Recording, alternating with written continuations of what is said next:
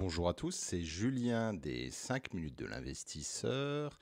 Et ça y est, nous sommes retour. Malheureusement, j'ai pas pu faire des vidéos ces derniers temps pour des raisons professionnelles, mais je suis de retour et pour de bon. Donc aujourd'hui, dans cette vidéo, on va parler de bourse, de la bourse, du stock market, et ensemble, on va se poser, ou je vais essayer de répondre à cette question.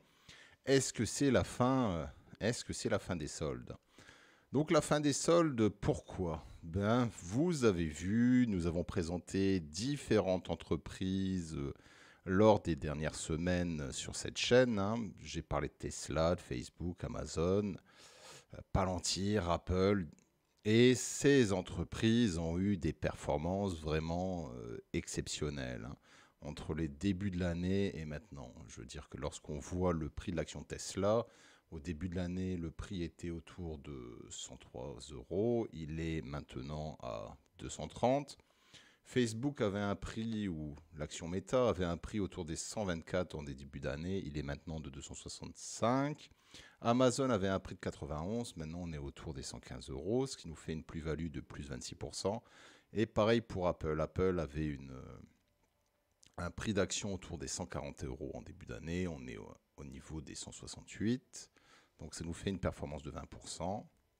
La même chose pour Palantir, on est dans les plus 63%. D'ailleurs, félicitations aux personnes qui ont regardé nos vidéos sur Palantir et qui ont décidé d'investir dans cette entreprise. Bravo à eux. Les Lemonade, pareil, hein, plus 82% entre le moment où on a sorti la vidéo sur les Lemonade et sa performance actuelle. Donc là, que faut-il faire maintenant, hein? Vous avez fait d'excellentes performances sur certaines actions. Il y a certaines actions qui sont en baisse, où vous avez perdu, par exemple, comme Alibaba, 28%, PayPal, 20%, Fiverr, 20%, Beyond Meat, 18%. Et que faire?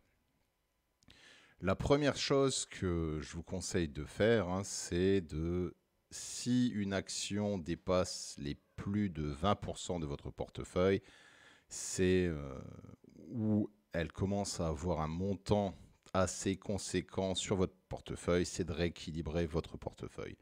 C'est l'action numéro 1 que je vous conseille de faire. Donc, pas vendre toutes les actions d'une entreprise, mais si, je ne sais pas, maintenant Tesla est à 50% de votre portefeuille, essayez de vendre une partie de Tesla et essayez de rééquilibrer sur d'autres entreprises. Donc, que faire maintenant? La deuxième stratégie que je vous conseille de faire, c'est de regarder un petit peu l'évolution du S&P 500 par secteur. Si vous vous souvenez très bien de ma dernière vidéo, comment créer son portefeuille, j'avais parlé des 11 différents secteurs. Je vous avais conseillé d'en avoir 5. Et voici la performance dans ces secteurs depuis le début de l'année. Donc en moyenne, le S&P 500 a une performance de plus 12%. Tout ce qui est communication services, Meta par exemple, a eu une performance de 33%. Tout ce qui est consumer discretionary a eu c'est les achats ponctuels comme une voiture, a eu une performance de 25%. L'information technologique, plus 35%. Donc Apple comme exemple, mais vous voyez aussi qu'il y a certains secteurs qui se portent mal ou qui ont eu une performance assez décevante. Vous avez par exemple tout ce qui est consommation courante, donc dû à l'inflation, ce secteur a une performance de moins 2,1%. Le secteur de l'énergie, hein, le secteur de l'énergie a une performance de moins 7,7%. Donc pourquoi? À cause de la crise en Ukraine, le secteur de l'énergie avait flambé. Maintenant, on retombe dans des prix raisonnables. Le secteur financier a une performance de moins 3,5%. Les utilities, donc tout ce qui est gaz et ainsi de suite, a une performance de moins 6,6%.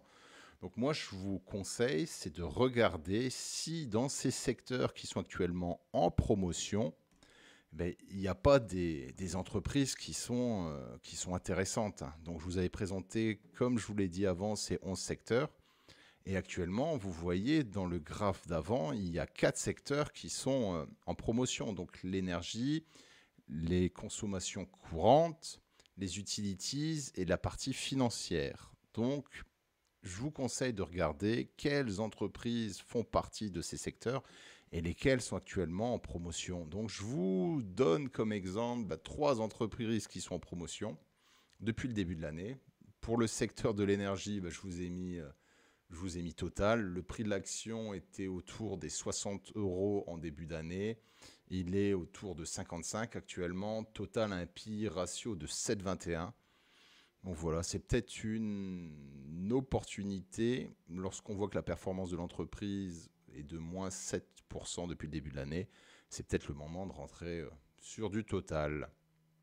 Pareil pour PayPal, hein. Donc PayPal qui est dans le secteur financier, moins 15% de performance depuis le début de l'année.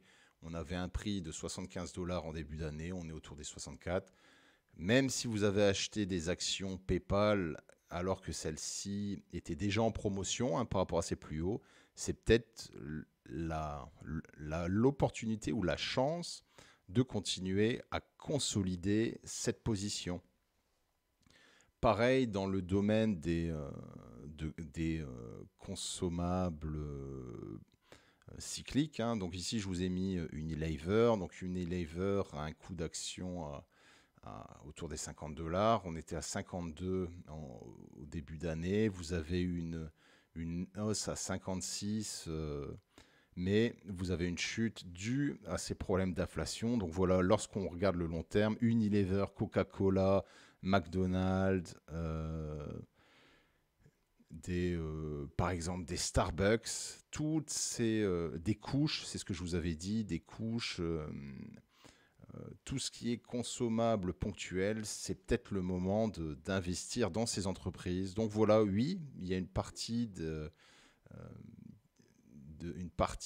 du stock market ou une partie des actions qui a fait une performance exceptionnelle, hein, lorsqu'on regarde les performances de Tesla, Facebook, mais elles étaient en solde l'année passée.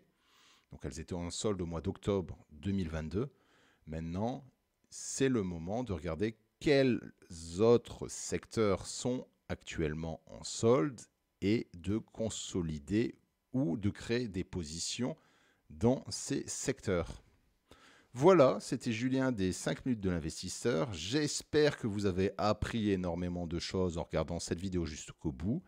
N'oubliez pas que je fais cette vidéo à titre de divertissement uniquement. Ce ne sont pas des conseils pour investir en bourse. Et avant d'acheter une action, faites votre propre analyse. Et lorsque vous investissez en bourse, vous avez un risque de perte totale de votre portefeuille et de votre capital investi.